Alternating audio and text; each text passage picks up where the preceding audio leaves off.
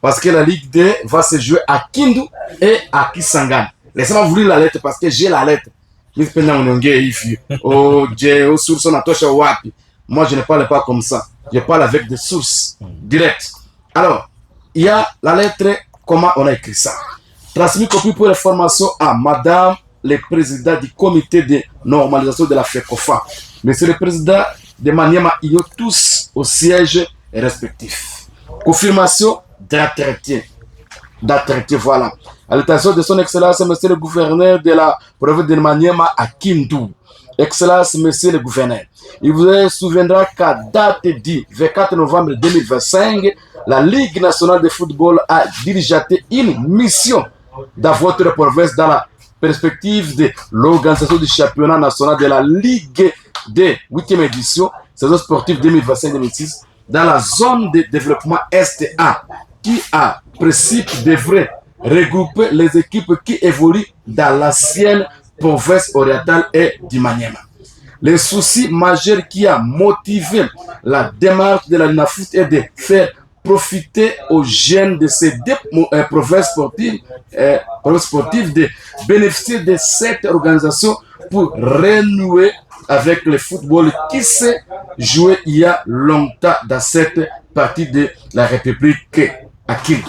Certaines préoccupations ont été soulevées par l'organisation LINAFOOT car à l'état des infrastructures sportives de votre province, la garantie de la sécurité lors du déroulement de la compétition, l'apport des sponsors locaux, l'accompagnement des pouvoirs publics provinciaux pendant plus ou moins un mois du championnat. Ok.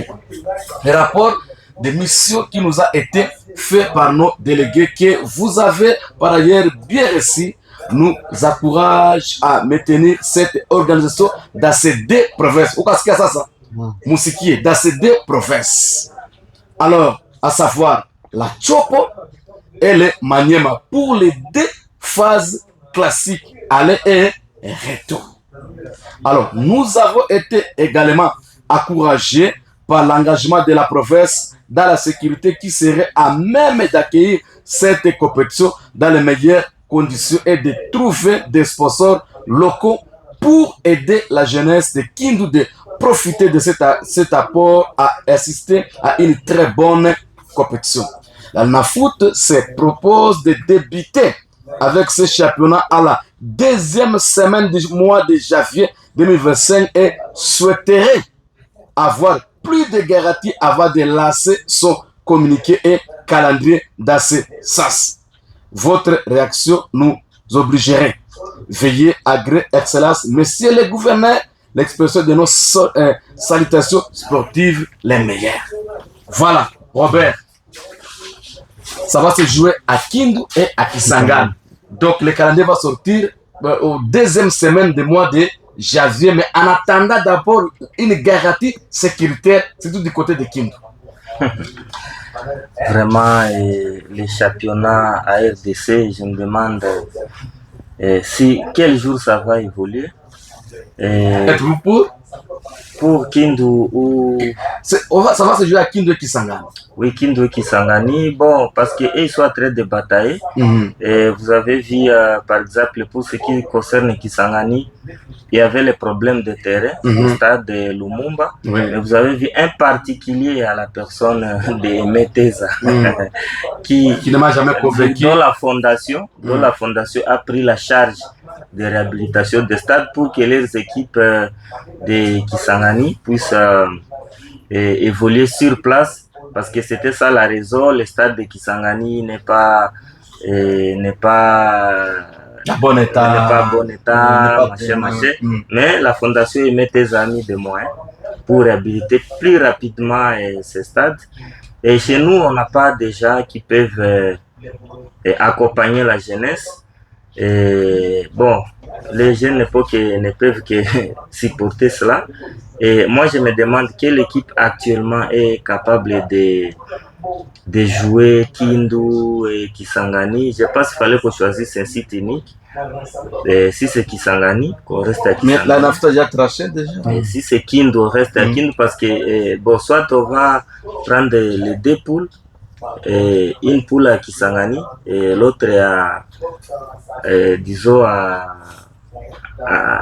Kindu, parce que jouer en même temps à Kindu et Kindu avec la situation sécuritaire ici, c'est très grave. Bon, voyons voir. Parce que d'abord, nos équipes qui peinent à commencer les entraînements, et au risque de bombarder une date ici, les fanatiques aussi n'accompagnent pas leurs équipes. Les fanatiques il y a certaines équipes, les fans, par exemple, j'ai vu Eldorado jouer les tournois avec l'apport des fans, mais ça a dérangé aussi certaines personnes dans les comités qui ont commencé à s'attaquer à certaines personnes. Non, voilà, il y a Zanani, président Zanani, c'est nous, les gens reculent comme ça. Bon, quand déjà en interne on commence à se tirailler, et on n'est pas désorganisé, alors qu'il y a des gens qui ont la capacité de canaliser le public. Les fanatiques, mais vous commencez à les combattre. Bon. Et entre-temps, les dirigeants n'ont pas de moyens, parce que je me dis, pour être dirigeant, il faut être peut-être opérateur politique, député national ou quoi, peut-être un homme d'affaires. Or, un homme d'affaires n'investit pas là où il n'y a pas l'intérêt. C'est compliqué pour nos équipes de Bunia. Les gens comme Dr Jonathan qui ont la bonne foi, les gens comme Alain Mukoko, et qui ont des moyens, mais, et qui ont la bonne volonté, mais n'ont pas d'argent. Voilà. Mais les gens qui ont des moyens, ils ne soutiennent pas l'équipe. Voilà pourquoi Papa Adia, et le président a dit souvent qu'il n'y a pas de boss à Nitour, ce ne sont que des commissionnaires. Ça c'est vrai. Moi, je vais voir, vous parlez ici des maîtres, je vais voir maintenant, pendant que les championnats vont commencer, s'il va contribuer combien pour les équipes de Bunia.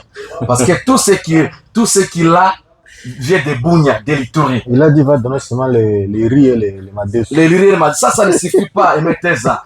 Bien que vous avez la bonne foi, la bonne volonté, vous avez clôturé les stades de Lumumba de Kisangani avec des tris, sans problème. Vous avez aussi contribué pour les équipes de Kisangani, sans problème. Mais nous voulons aussi votre participation, contribuer aussi pour les équipes de Bunia. Nous avons Mabanga, Eldorado, Moblé, Gambela.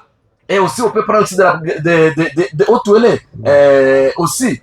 Alors, donnez aussi quelque chose. Pas les seuls. Il y a déjà, moi quand j'ai dit aux gens, moi je ne peux pas citer les seuls, mais je vois que tout ce qu'il a l'argent, ça provient de Bunia. Pas les riz et l'haricot, non. Moi je ne suis pas content de ça, mettez ça. Lorsque j'ai dit aux gens, avoir une fondation, ce n'est pas une mince affaire, les gens pensent que c'est de la blague. Et moi, j'ai été une fois à Kisangani, j'ai vu ce que faisait la fondation Bamanisa. C'est très lourd. Cette fondation, ça a disparu. Non, c'est non fondation. Papa, fondation, ce n'est pas facile. Mais il y a des gens qui disent, oh, fondation Fulani. Moi, je me moque seulement des. Voilà, il nous reste 6 minutes. Les gens qui disent, oh, fondation Fulani, fondation Alain Mukoko, fondation. Qu'ils fassent comme mettez ça. Voilà. Docteur, vous avez un mot à dire par rapport à la Ligue 2?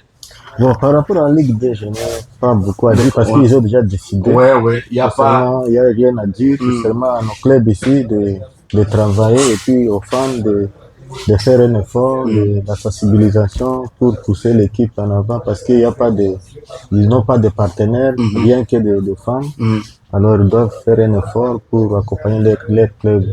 Parce que maintenant là, il n'y a rien à reculer. Donc dans la déjà décidé. Très bien. D'ailleurs à Kisangani, pour ne pas interrompre le docteur Jonathan, nous avons été avec elle là-bas, la vie ne coûte pas cher. Les riz, les pondous, les ceci, les mollets. Et oui, on avec le piment. Pour ceux qui consomment les mbinzo. Il faut que ça tombe pendant la période de mbinzo.